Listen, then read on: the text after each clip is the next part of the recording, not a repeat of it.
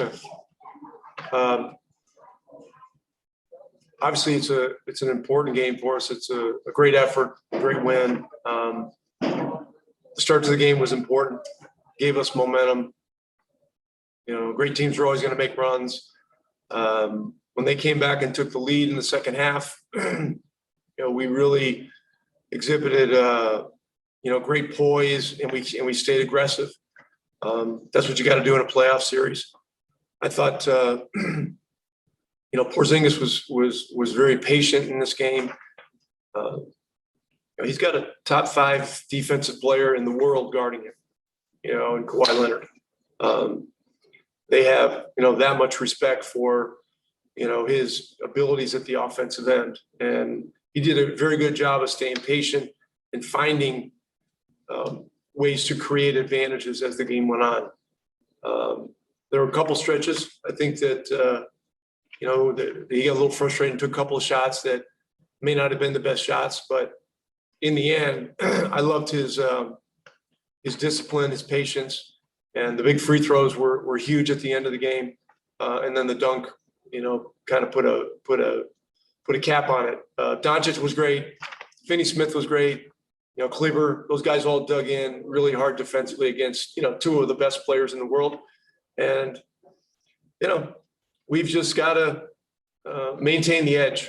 And, we'll look at the film and see what things we can do better. There are many. They'll do the same.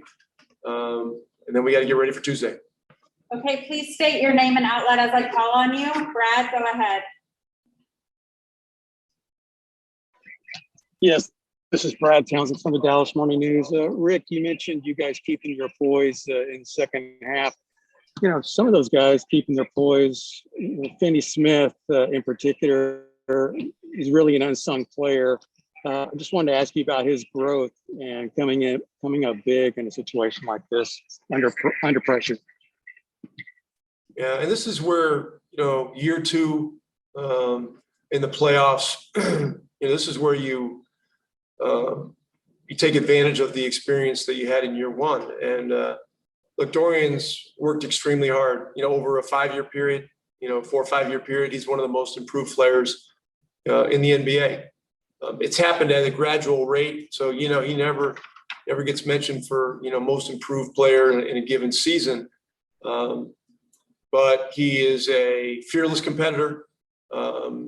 He has great belief in himself. His 3-point shooting tonight was absolutely key to the win. We ran a after timeout play in the first half to get him a 3. He got open and knocked it in, and that was at a point where I think, we had been up 8 or 10 and they made a run to get it to 6, and that put it back to 9 or something like that.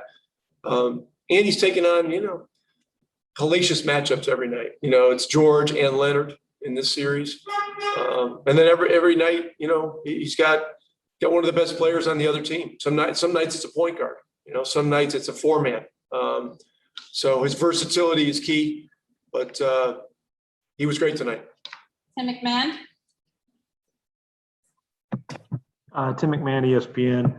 Rick, can you talk about the way that Luka was able to attack switches and basically force the Clippers to abandon, playing that way defensively, and then the way other guys responded when they were sending 2 at him? Yeah. Luka's seen virtually every coverage known to mankind, every kind of double team, every kind of switching scenario, switching and then, double teaming, 30 feet away from the basket, et cetera, et cetera.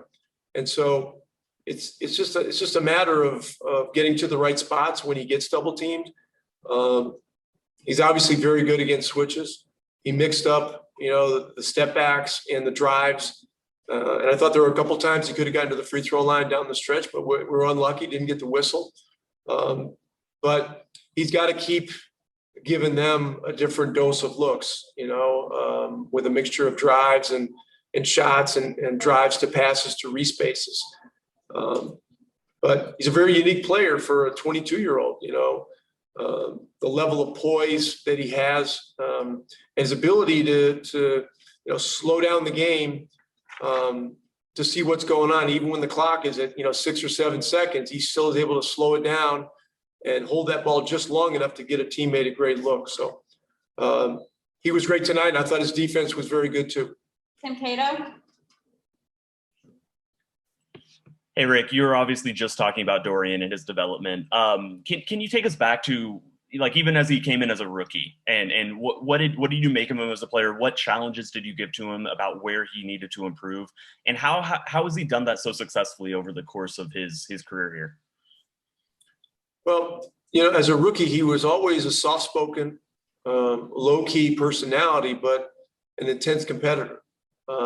He had played stretch 4 in college and shot a decent 3-point number, but it wasn't the kind of 3-point number in college that would get your attention and ever make you believe that it was likely that he could become a 3-man in the NBA. Usually it goes the other way. Usually guys, are 3 men in college and they become NBA 4s, or 2s and they become 3s. He knew that his shot needed to be overhauled.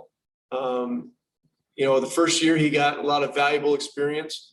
And then he really started to work on his shooting. And, Peter Patton, our shooting coach, has done a tremendous job, not only on his mechanics, but also giving him an extreme amount of confidence. And, look, this is what player development is all about. It doesn't happen overnight. You look at Dorian Finney-Smith, you look at Maxi Kleber. These guys, they came in, they established that they could play in the NBA because they could do things at the defensive end. And then their offense had to evolve. Maxi had to go from being a mid-range shooter to what he is now, which is a knockdown 3-point shooter. And Dorian has done the same thing. And so the other thing about Dorian, I think that flies under the radar, with when you have stars like Doncic and Porzingis, is, the leadership role that he has on our team. He's a guy who, when he speaks up, the locker room goes quiet and people listen. And he's a man of few words, but when he speaks, our guys pay close attention. All right, we're just gonna do a few more. Mark Medina, go ahead. Hi, Mark Medina, USA Today. How have you seen things evolve on Luka's end with how he handles frustration if he gets in foul trouble or if he doesn't get a call that goes his way? Well, it's, getting 15 technicals, with 6 games to go will put you in a situation where, you've got to take a close look at it. And down the stretch of the season, he did a great job. And there were plenty of times he could have been frustrated and gotten one, but he didn't. He remembers the series last year and some of the chippy things that happened. And I thought last year in the series, he did a great job of maintaining his poise. Look, this is his time of year. He's one of the smartest basketball players you will ever meet at any age, at any level. And he knows, that we've got to be a next play mentality team, and that he's got to be one of the leaders, of that charge. And this series will continue to be extremely challenging in that vein because of the physical nature of it, and the fact that the Clippers have a bunch of great defenders and they're throwing all kinds of different looks at him as well. All right, the last one is Matt Engel. Hey, Rick, the Mac Engel, Fort Worth Star-Telegram. Rick, the fact that you won this game. Mac, sorry, I accidentally muted you. Mac, start over, please. You good?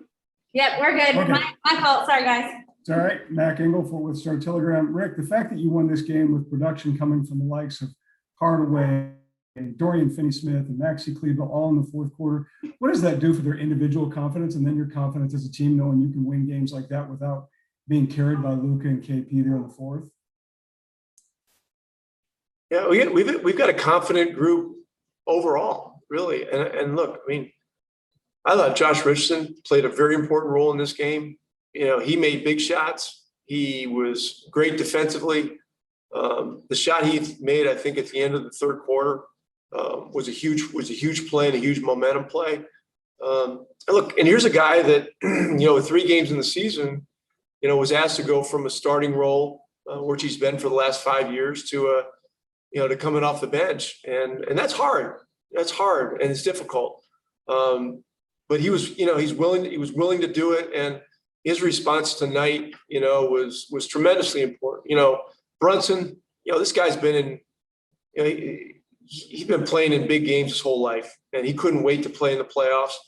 He didn't play a perfect game today. Nobody did, but he had a very consistent attitude about how he was going to approach it. And that's the way our whole team does it. You go from Hardaway, you go like Trey Burke, who didn't even get in the game today. I mean, this guy's going to be ready to play. Powell, who played short minutes, during a stretch where they were throwing a frustrating switching defense at us. He came in there and made some really positive things happen, So, look, we're a strength in numbers operation. Luka is a great player, and KP is a great player. But, as a team, we know that everybody has got to be ready and everybody's got to pull their weight when called upon. And today we were able to do that, which is great. And the challenge going forward is going to be to maintain the edge and keep the fight.